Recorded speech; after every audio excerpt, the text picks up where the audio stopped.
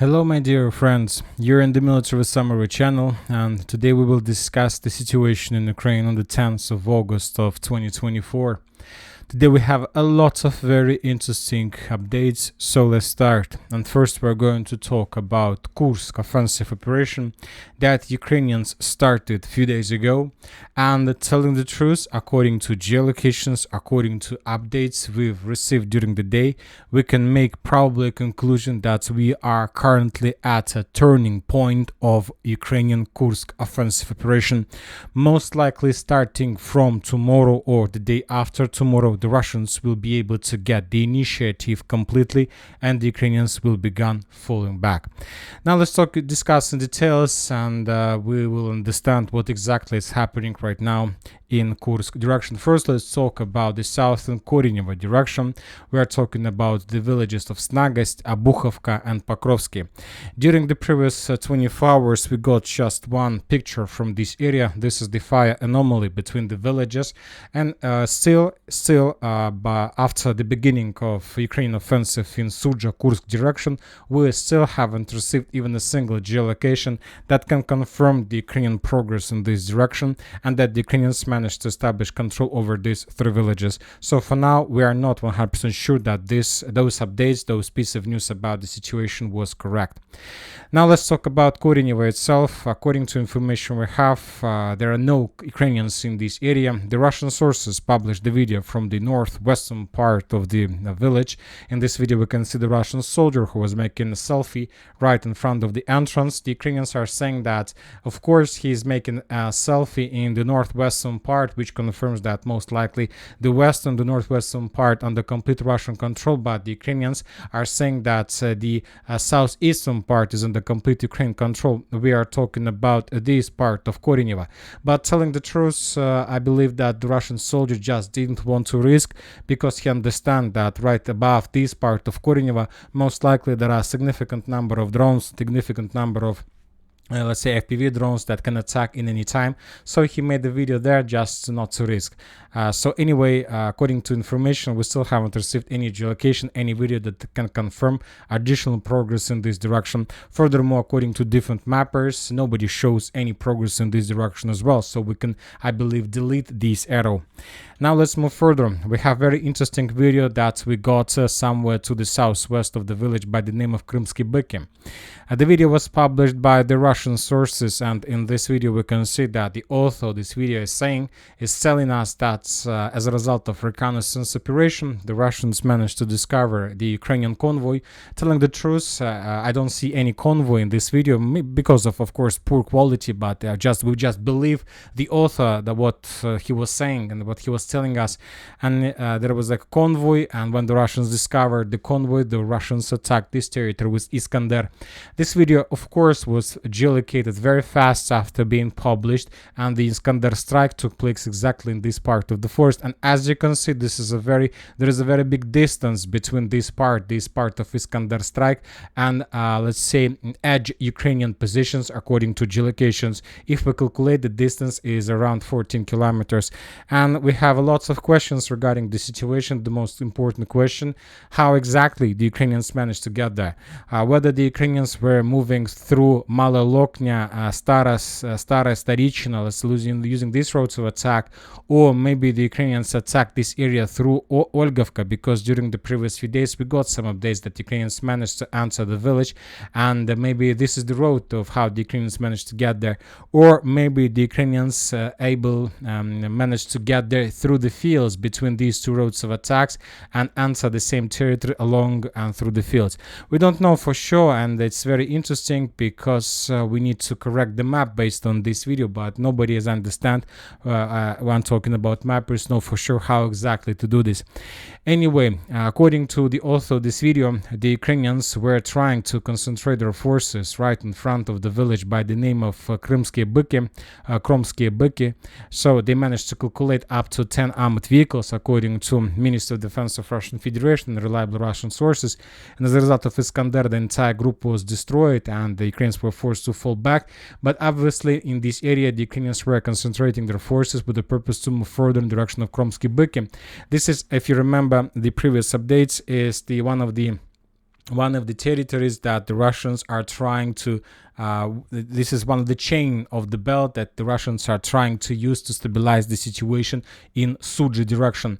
So based on this video, we can make a conclusion that most likely the Ukrainians didn't start any offensive, and the situation in Krymsky Byk remains stable. The Russians continue bringing additional reinforcements and reserves exactly in this area, and most likely after this attack, the Ukrainians are not going to make additional attempts to attack in this direction. Further, maybe this is an old video of 2-3 days before, let's say in the past, who knows. And now let's move further, and we are moving to Sudzha and to the villages in the vicinity of the area. We have adjusted the map, as you can see, according to, let's say, geolocations we've received during the previous day. We have adjusted the map, and this is the video I'm going to talk about. The Russian sources published this video, and they stated that in this video we can see how the Russians were bombing the Ukrainian edge positions with artillery. Of course, the video was geolocated very fast, and this is exactly the building that was under complete Russian attack. And furthermore, during the day, we got a lot of updates that some Ukrainian vehicles, some Ukrainian sabotage and reconnaissance group and the different mechanized parts managed to enter Martinovka, and they managed to capture the first buildings in this area. But on the other hand, almost in the same time, the Russians sent additional reinforcement from the village of Большое Солдатское, and the Russians also entered the village of Martinovka. And after that, there were very heavy clashes between the Ukrainian and Russian forces, and as a result of this battle, the Ukrainians were completely defeated, and those who managed to survive retreat towards, let's say, Sudzha itself. And the Ukrainians decided to, let's say, not decided, but were forced to begin regrouping and concentrating additional forces before making another attempt to attack Martinovka. So, if you remember, yesterday we were talking that as a result of clashes on this direction, the Russians managed to stabilize the situation by Большое Солдатское. They brought additional forces and reinforcements and reserves, and as we can see, according to videos and according to geolocations we received during the previous 24 hours, after the stabilization situation by Большое Солдатское, the Russians moved further in the direction of Martinovka, and according to information we have, the situation in the village was also stabilized by the Russians. But that was not the only battle in this direction. During the day, the Russian sources published the video of another attempt from the Ukrainian side to attack in direction of Черкасская Поречная and Русская Поречная. In this video, we can see a convoy of Ukrainian vehicles. And this, for example, in this episode, we can see the Ukrainian tank that was in the head of the convoy. Just a second, this is the tank, and then we can see the personal carrier with the infantry behind. So the Ukrainians were moving to the central part of Черкасская Поречная, but as a result of Lancet strike, the tank was destroyed. In this episode, it's very good to see the tank and then the personal carrier and infantry behind. So as a result of attack, the Ukrainian tank was destroyed, and most likely the Ukrainians, when they lost the armor in the head of the convoy, decided to stop and they fell back. According to information we have, the Russians also managed to repel Ukrainian attacks in this area, and now, summarizing everything, we can make a conclusion that after the Russians stabilized the situation Большое Солдатское, they brought their forces closer to Sudzha itself, and now we can say that the next line of the Russian stabilization is the line between the villages Русская Поречная, Черкасская Поречная, and Martinovka. So there are no Ukrainians, and there is already the front line is no longer dynamic. Currently, the front line exactly in this part is static. But anyway, due to the video in Черкасская Поречная, we can make a conclusion, and we will adjust the map, and we will color Казачья Лохня, Зазулевка, Ivashkovsky, and Pravda, these villages, and Yuzhny in yellow as a color of Ukrainian control. We got this video just before I started making the video, so I didn't have enough of time to make changes on the map, but before the next video we will do this. Summarizing everything, before the next video we will color this territory in yellow, because we have enough of evidence, we have enough of videos and geolocations that confirms Ukraine control over this part of the front line. Now let's move further. Let's talk about the southern part, the southern Sudzha direction. During the previous 24 hours we also got a lot of videos. For example, in this video we can see the Ukrainian soldiers who were making selfies in the western part of the city Sudzha. Not this sources are saying that this is not Sudzha, this is Zaleshka. Anyway, this is Sudzha agglomeration. The video was geolocated, and based on this video, we have adjusted the map and added additional block under Ukraine control. Furthermore, we have the video of movement of Ukrainian tank. This is the triangle. This is the tactical sign of Ukrainian group of forces. And according to this video, the Ukrainians are heading towards the central part. So the thing is that the central part of Sudzha and the central part of Zaleshka, we're talking about this territory, is in the gray zone. And currently nobody controls. There are very heavy clashes, and now the Ukrainians need to bring additional armor, they need to bring tanks, they need to bring something that they can use to break through the cities, through the buildings. So most likely the main battle for the central Sudzha is about to start. The Russians are about to bring additional reinforcements, and obviously there are going to be very heavy clashes, and most likely Sudzha and the cities around would be, let's say, reduced to ruins, as we can see right now in Volchansk and other towns and cities all over the entire territory of Ukraine. Now let's move a little bit further to the south. We have additional videos. In this, for example, video, we can see the Lancet strike on Ukrainian forces that were somewhere between the fields, moving further in the eastern direction. As for southern direction, as you can see, we have also adjusted the map. This forest was colored in yellow. The Ministry of Defense of Russian Federation and the channels and the sources that are related and very close to the Ministry of Defense published the video of how another Ukrainian sabotage and reconnaissance group entered this part of the front line. The Ukrainians landed, they captured structures and were waiting for additional orders or were waiting for additional reinforcement. And the Russians, as a result of reconnaissance operation, discovered the Ukrainian presence and they attacked the territory with Iskander. So based on this video, we have adjusted the map. Furthermore, we still haven't received anything regarding the village of Gueva and the Gornal and the village of Kurilovka and Milovoy. Maybe these villages were already captured by the Ukrainians, maybe not. So for now, we are keeping this territory as contested area. If you remember, during the previous videos, we were talking that the Ukrainians probably would try to move in the southeastern direction of Sudzha. And the thing is that, summarizing everything once again, we can make a conclusion, let's go back once again, that the Russians managed to stabilize the situation in the vicinity of Korenevo completely. The Ukrainians made a lot of attempts to attack, most of their attacks were repelled, and the Ukrainians stopped doing anything additional one. Furthermore, during the last attempt to storm Krymsky Byki, the group of armored forces of Ukraine was discovered and destroyed by Iskander, and most likely the Ukrainians are not going to make additional attempts. So the area in the vicinity of Krymsky Byki, where the territory was also stabilized. As for Большое Soldatskaya, the Russians stabilized the territory. Furthermore, the Russians managed to move further, even closer to Sudzha itself, and now the stabilization line goes through Russkaya Porечная, Cherkasskaya Porezhskaya, and Martinovka. So summarizing everything, the Ukrainians don't have any other option where they can move to get additional progress. They need, if they want to move further, they need to bring thousands of soldiers and armored vehicles and to attack, let's say, Korenevo or to attack Krymsky Byki. So they now need additional forces to do this. And as we understand, as we know, we'll discuss this in 5 minutes, the Ukrainians are no longer have these resources and reserves to do these offensive operations. The only thing the Ukrainians still can do is to move in the southeastern part of Sudzha. And during the previous 24 hours, this is exactly the area where the Ukrainians were trying to attack. According to information we have, the Ukrainians managed to cross the river. There is a river by the name of Psyol. The Ukrainians, let's say, crossed the river, and as a result of offensive operation, the Ukrainians managed to force the Russians to fall back from Plyokhova.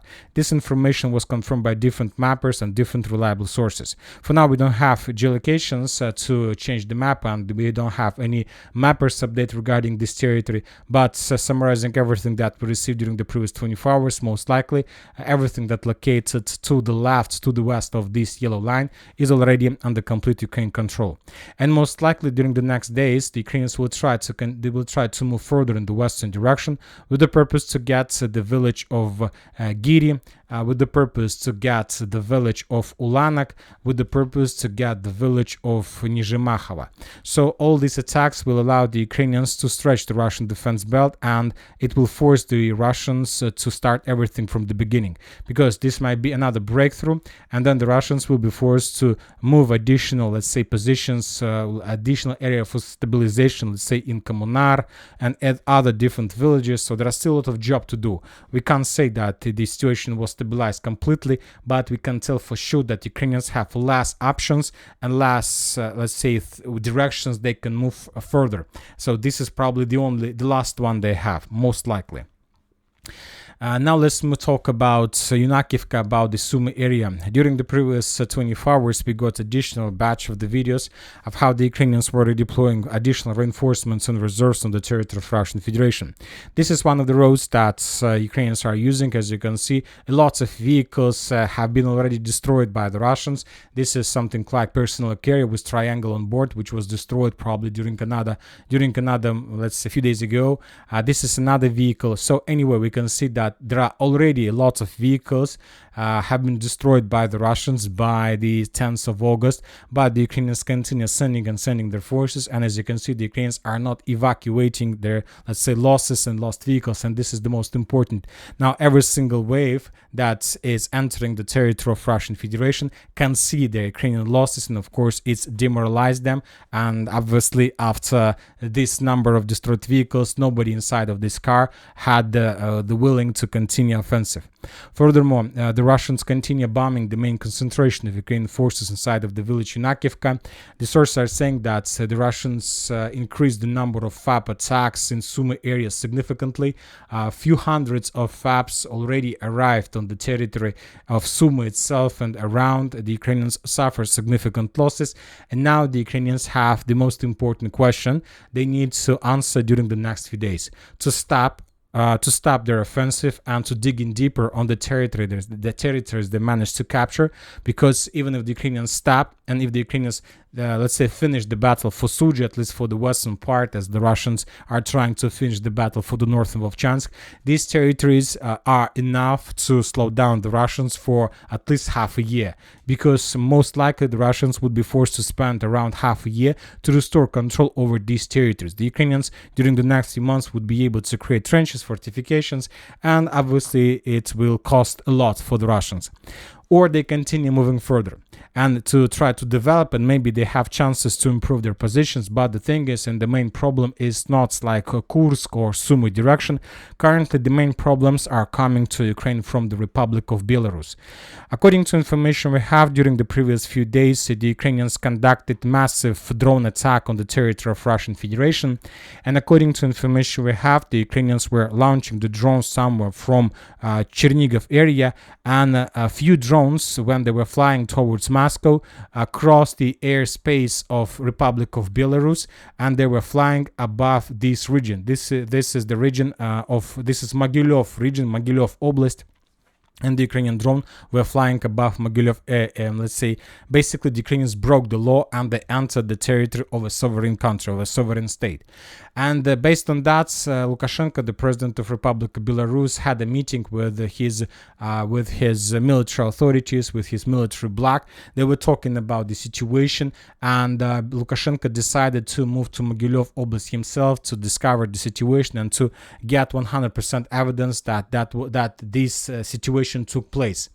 Anyway, regarding the investigation process that the Republic of Belarus, the president of Belarus, is conducting right now, Belarus decided to improve their positions along the border with Ukraine, and they redeployed back the forces to Gomel and to Mozyr regions. This is Gomel and this is Mozyr. So summarizing everything, the Belarusian forces began concentration of their forces exactly in this area.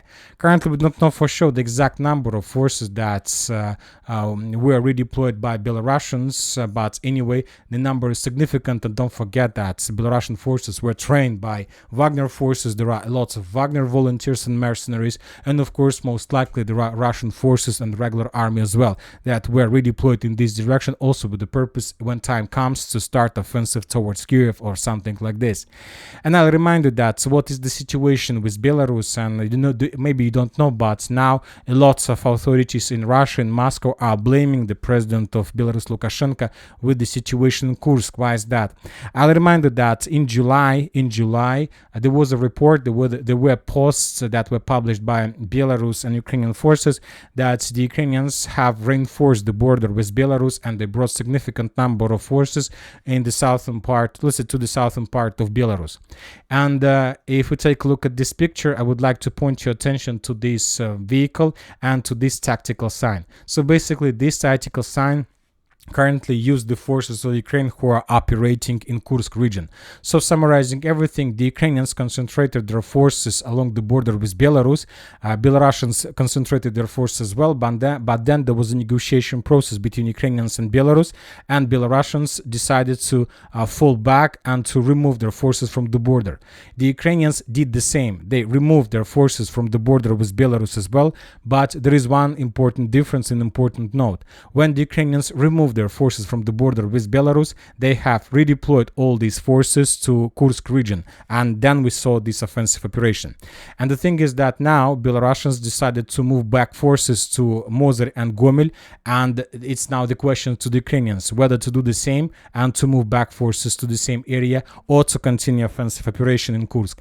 If the Ukrainians decide to continue offensive operation in Kursk, that means that they will be completely unprotected in direction of Kiev, and everything might happen, including very short and very fast lightning offensive operations towards the capital of Ukraine and complete collapse of Ukraine itself as a state. So everything might happen, and now the Ukrainians need to make this decision to send back forces, and this will lead to stop of their offensive in Kursk or to continue offensive in Kursk, but this can lead to complete collapse of Ukraine as a state. Very interesting. Of course, the Western countries will not allow like everything to go smooth for Belarus and for Russia. They will probably send NATO forces, or Poland will send some forces to the Western Ukraine to make some, I don't know, buffer zone, or what's the Western countries are planning to do. We don't know for sure. But now the situation is very interesting, as you can see. Now let's move to the line of combat contact. We have additional updates from many directions. As for Kharkiv area, during the previous 24 hours, the Ukrainian sources published the video how they managed to enter the village by the name of Paros. The Russian sources are saying that the Ukrainians just entered the village. They made the video in the, let's say, some town hall, and then they abandoned their positions and left back to the territory of Ukraine.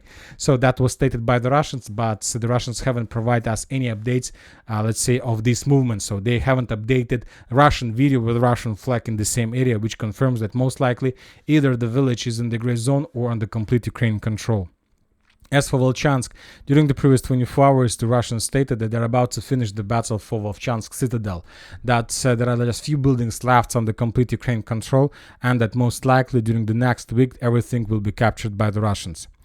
Now let's move further. According to information we have, the Russians managed to break through the Ukrainian defense belt in northern Kupiansk area. We still haven't adjusted the map. We'll do this before the next video, but according to information, the progress of armored forces of Russian Federation is significant, and according to information we have, currently Stelmakhovka is already semi-encircled, and the Ukrainian positions in this area are also semi-encircled. Tomorrow, during the next update, we will adjust the map and we will discuss this in details. Now let's move further. Let's talk about Donetsk New York agglomeration. During the previous 24 hours, the Ukrainian sources published the video of how they were FPV droning the Russian edge positions in the village by the name of Druzhba. And this video we can see Ukraine FPV drones of 28th Mechanized Brigade FPV droning the Russians inside of this small building. As a result of attack, I don't know what was later, but based on this video we have adjusted the map and we have added additional territory under complete Russian control. Different mappers added them even more. According to neutral mappers, this small part along the Seversky Donetsk-Donbass canal was also captured by the Russians. As for the central part, Pivnishny Zalizna, we haven't received anything.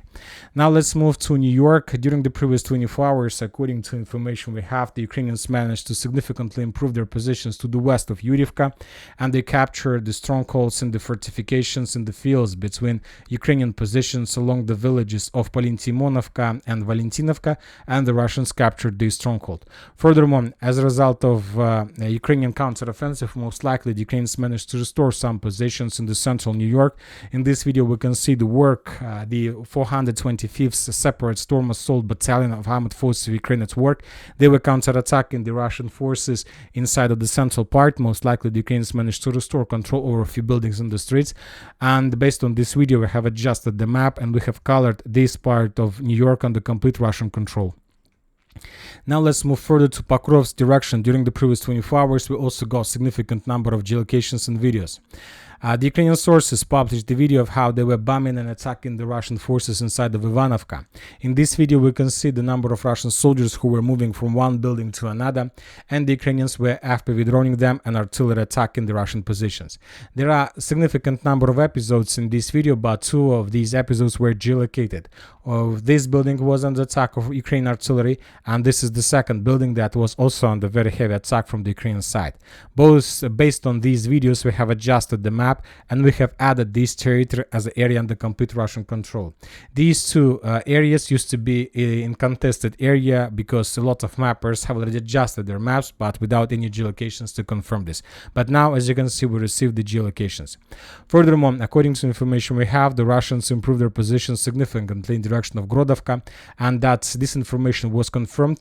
We start talking about this few days ago that the Russians managed to break through the Ukrainian defense belt and to enter the southeastern part of Grodovka, but just today we see that pro-Ukraine mappers have adjusted their map and added this territory under complete Russian control. So the battle for Pokrovsk agglomeration has started because Grodovka is the first city in Pokrovsk agglomeration area. During the previous 24 hours, we got significant number of geolocations of how the Russians established complete control over the main supply roads to the south of Zhelane. The Russians controlled the movements of Ukrainian vehicles and were attacking everything that Ukrainians were trying to use for evacuation rotation. Ukrainians continue suffering significant losses exactly along this road. So if we increase the numbers of this since the beginning of these months of August, we can count that 1, 2, 3, 4, 5, 6, 7, 8, 9, 10, 11, 12, 13 armored vehicles and just cars were destroyed just on this road, and they were geolocated and published. Most likely the number of vehicles along these main supply roads much higher that were lost as a result of Russian FPV drone strikes. The Ukrainians suffer, as you can see, significant problems. Now let's move to Konstantinovka. During the previous 24 hours, the Ukrainian sources published significant number of videos of how they were bombing and attacking the Russian forces in the eastern and the southeastern part of Konstantinovka. There were lots of videos, a lot of geolocations, and two of them were geolocated. One of FPV drone strike of armored forces of Ukraine on Russian position was geolocated here. The second one was geolocated in this building. Based on these two videos, we have adjusted the map and we see that the Russians continue improving their positions. Currently, the Russians are controlling around 10% of Konstantinovka and they're moving further in the western direction. As for South Donetsk direction, Vremivka tactical bridgehead, during the previous 24 hours we haven't received anything important, just the regular military activity. The Russians were bombing and attacking the Ukrainian forces, preparing the foothold before further offensive. As for Kherson, we have additional updates about Ukrainian attempts to attack the Kinburn and Tenderspit. As a result of Ukrainian attempts, they managed to land infantry. Most of these special forces soldiers were destroyed later by the Russian counterattack. But at least as a result of this attack, of this action, the Ukrainians managed to make a TikTok video for TikTok with Ukrainian flag above the Kinburn Spit. This is the Ukrainian soldier who was talking right in front of this part of Kinburn Spit. But later the Russians most likely restore control over this territory, or now this territory is in the gray zone. And that's it for today. Military Summary channel reminds we condemn any violence in the world. Thank you for watching. Subscribe to my channel, put your likes, join my Patreon, and have a good day. Bye bye.